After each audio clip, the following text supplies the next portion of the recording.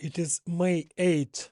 Today is the 79th anniversary of the end of the Second World War in Europe. For many years, it was celebrated as the day when fascism was defeated. But I have some bad news for you.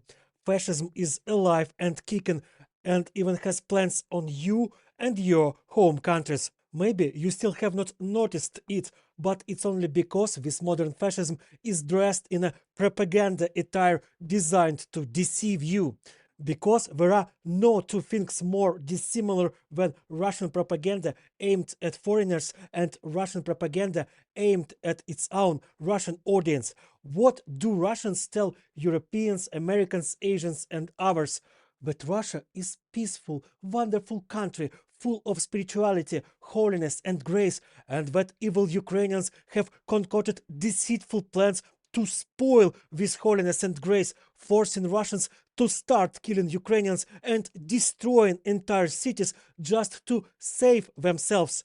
It's idiocy, but many believe in it, otherwise they would have to face the horrific reality and acknowledge that it's an unjust war aimed at destroying an entire nation. What does propaganda tell Russians themselves?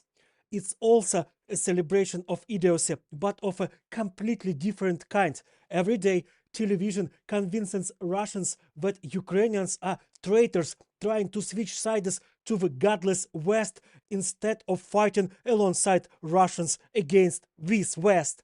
Newspapers write about it, films are made, and thousands of books are written.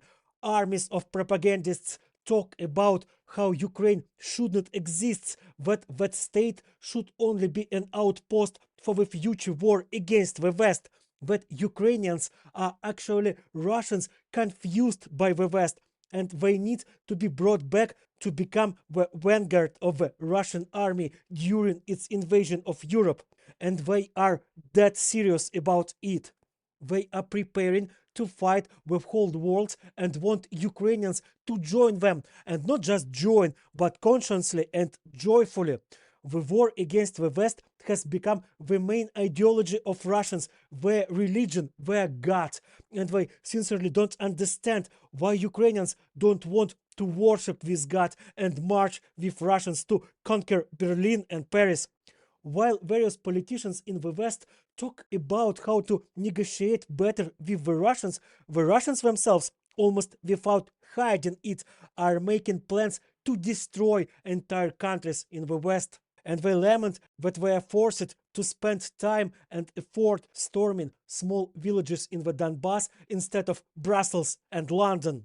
Ukrainians have no place whatsoever in the new religion of the Russians. We either have to become Russians and join their army or be destroyed together with the West, perceived as the main enemy to Russia.